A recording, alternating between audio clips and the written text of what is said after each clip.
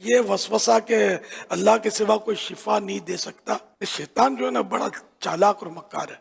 Doctor شفا دیتا ہے، شفا تو اللہ ہی دیتا ہے، اس میں کوئی شک نہیں ہے، لیکن اللہ تعالیٰ جب ڈاکٹر کو یہ سوچ دے سکتا ہے، وہ دوائیں ایجاد کرتے ہیں، وہ دوا کرتے ہیں، اسی طرح مطلب ہے کہ اللہ کے نبیوں کو بھی ڈاکٹر سے زیادہ پاورز ملے ہیں، اولیاء کرام کو زیادہ پاورز ملتے ہیں، مگر وہ اللہ پاک کی عطا سے۔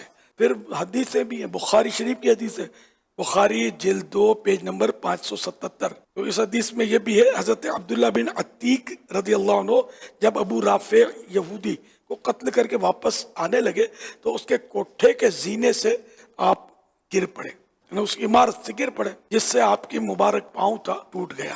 پھر وہ ساتھی جو تھے آپ کے، وہ اٹھا کر بارگاہ نبوت میں لائے۔ اللہ کے پیارے نبی صلی اللہ علیہ وسلم نے پاؤں مبارک جو تھا ٹوٹا ہوا، اس پر اپنا مبارک ہاتھ پھیرا، شفا دینے والا ہاتھ۔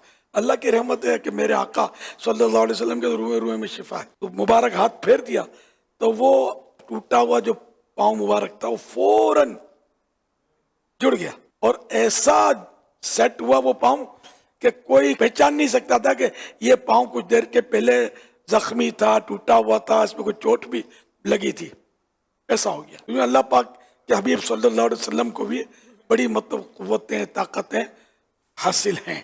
وہ پھر کہتے ہیں جی دیکھیں نبی علیہ السلام سے لوگوں نے ما فوق الاسباب چیزیں بھی مانگی ہیں، مثلا بخاری مسلم میں آتا ہے کہ حضرت ابو ہریرہ نے کہا کہ میری یاداشت کمزور ہے، تب یاداشت تو اسباب میں نہیں آتی، بالکل ٹھیک ہے، لیکن سر وہ جو انہوں نے کہا تھا نبی علیہ السلام تو سامنے موجود تھے، جن سے دعا کروانی تھی، جن کا معجزہ ظاہر ہونا تھا، تو سامنے تھے نا، تو ٹھیک ہے رسول اللہ آج بھی موجود ہوں، ہم اپنے ہر مسئلے کے لیے آپ کے پاس جائیں گے۔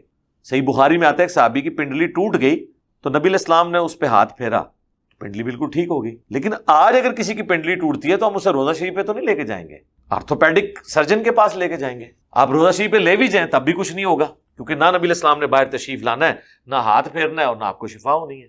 اگر آپ سمجھتے ہیں ایسا ہو سکتا ہے تو کریں، سرکار قربانی کریں۔ ایک بندہ اگر پنڈلی کی ہڈی توڑوا کے اپنے زوم میں پوری امت کے عقیدے ٹھیک کر سکتا ہے تو کرو۔ پھر آج کل تو ایسے انجیکشن آئے ہوئے کہ وہ آپ کو سن کر کے ہڈی توڑ دیں گے، آپ کو پتہ بھی نہیں چلے گا۔ ٹیکے لواؤ، ہڈیاں پنواؤ، تو پریکٹیکلی کر کے بتاؤ، ایسے تو نہیں ہوگا۔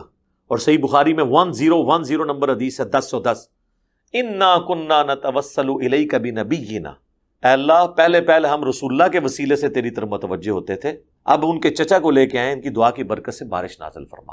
حضرت عمر نے تو نہیں کہا یا رسول اللہ پہلے ہم رسول اللہ سے دعا کرواتے تھے، اب یا رسول اللہ آپ کی قبر پہ آئے ہیں، آپ اللہ سے دعا کریں، نہیں ہوا۔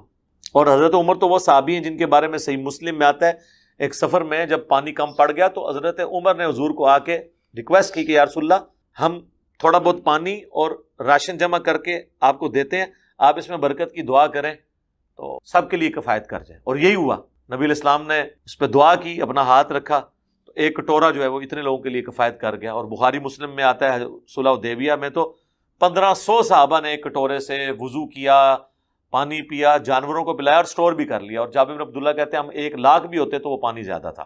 تو یہ برکت حضرت عمر کرواتے تھے، تو وہ حضرت عمر نعوذ باللہ حضور کی وفات کے بعد آپ کی برکت کے قائل نہیں رہے تھے، ان کو پتہ تھا اب ہماری کمیونیکیشن نہیں ہو سکتی، اب اس طریقے سے ہم نبی علیہ السلام کے ساتھ گفت و شنید نہیں کر سکتے، اپنے پرابلم ان کے ساتھ اس طریقے سے ڈسکس نہیں کر سکتے، وہ اللہ کی جنتوں میں۔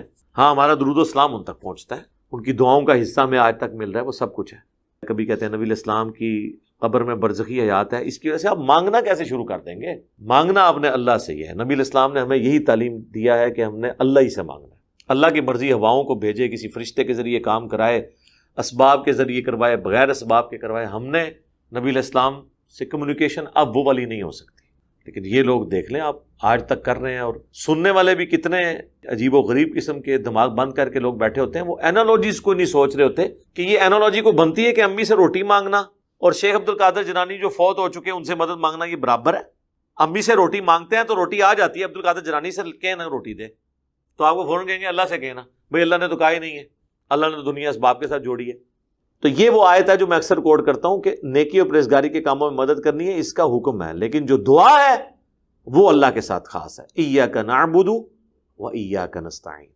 اور اس کا کلائمیکس سورۃ النمل کی وہ آیت ہے، امن یجیب المضطر اذا دعاہ، بھلا بتاؤ تو کون ہے جو مصیبت اور پریشانی میں گھرے ہوئے شخص کی دعا کو قبول کرتا ہے، ویکشف السوء، اور اس سے اس کی تکلیف کو دور کرتا ہے، وَيَجْعَلُكُمْ خُلَفَاءَ الْأَرْضِ، اور تمہیں خلیفہ کرتا ہے اگلوں کا زمین پر۔ الہ مع اللہ، کیا اللہ کے ساتھ کوئی اور الہ بھی ہے جس کی یہ کوالٹیز ہوں؟